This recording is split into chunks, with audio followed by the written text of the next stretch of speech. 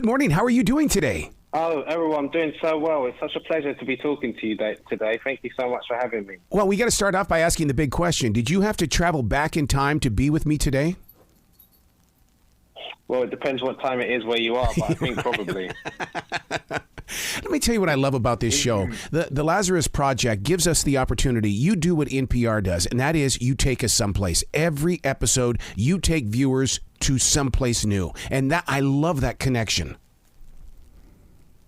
Yeah, I mean, like, there's something that, I mean, whenever you're dealing with a show like this, there's a certain amount of suspension of disbelief that you need to do to give into the story of it. And once you give into that story, like, it's down to us to have the responsibility of holding our audiences through like the peaks and troughs of what happens. But I feel so lucky to have so many like creative partners on this show that are so committed to their craft and to their artistry that makes it easy to create exciting, joyful, and playful space for audiences to give themselves into. I'm glad you included everybody in that, because it does take an entire team, and even being with TNT. I mean, my God, everybody is working together to make this happen, and it's almost like every week is a movie event. This is not a television episode. This is an event.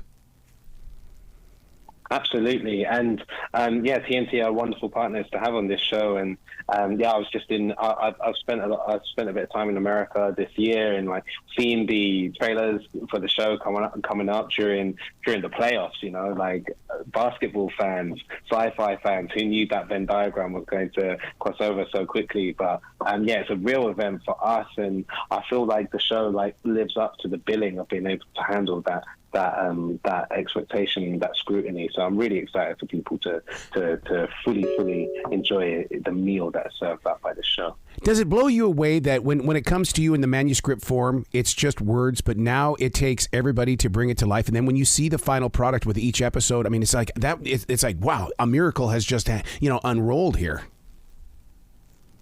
I mean, it does blow my mind, but like I've always been like very, very aware of the fact that like as actors we're a very small part of what is a very, very like complicated and well stocked cast list. You know, so many geniuses, creative geniuses that collaborate to make anything come to life. You know, I'm always astounded and impressed and excited by the level of talent that exists in every department. So we just have to do our job so that we make sure that the other people who are brilliant at their jobs aren't underserved by what we are bringing. Well, what you bring into George, I mean, everybody wants a George. If they don't have a George in their life, then they're going to want you to be a part of their life, because you bring such, relatableness to it.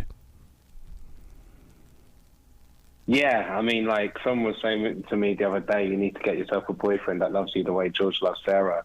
And I think that's kind of true, you know, like he's a guy who's like, he's a real romantic, and he's committed to the idea of love and relationships and fate, you know, the idea that like there are certain things that are greater than, you know, and he's willing to do anything to protect that idea and to recreate that idea, you know. So like, yeah, George is a man with huge passion, huge emotional capacity and love, and I think we can all serve to have in our lives. I think one of the main things that's so important about this is that, yes, it deals with going back in the past and all that. I'm one of those people who mindfully lives in the present. So therefore I kind of sit there and I go, okay, would I go back in the past? Because you guys instantly always ask the question, if you had the power to rewrite your past, and that to me is so powerful, even if I am mindfully in the present.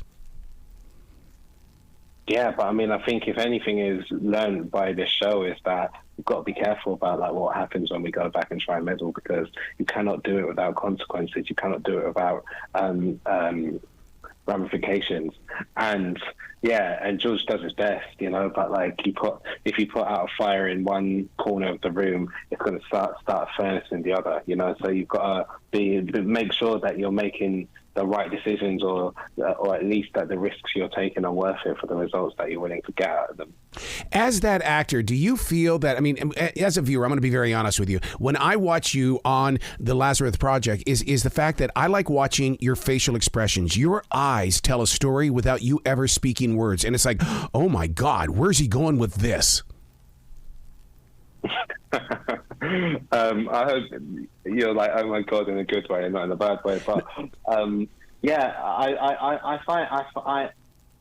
I think physicality is a huge part of acting, and like your eyes are, you know, they always say your eyes are the window to your soul and to your mind. And I think with the camera, it's such an unforgiving mirror. You know, if you're not truthful, if you're not real in what you're portraying, your eyes are the first things that are going to give them away. So like for me, like I always have to make sure I'm keyed into absolute truth, keyed into absolute honesty and authenticity, and then I allow the body and the face to do the rest of it. So I'm confident that they're doing good things. But yeah, it's good to hear that you're responding with good words rather than bad ones. Well, it's what you put in the pause. That's what I love about it. You're directing the writing, but it's still you that ultimately has to deliver that thought. And it's in your pause that I go, you just gave me air to breathe so I can really get deeper into this next thing that's going to happen.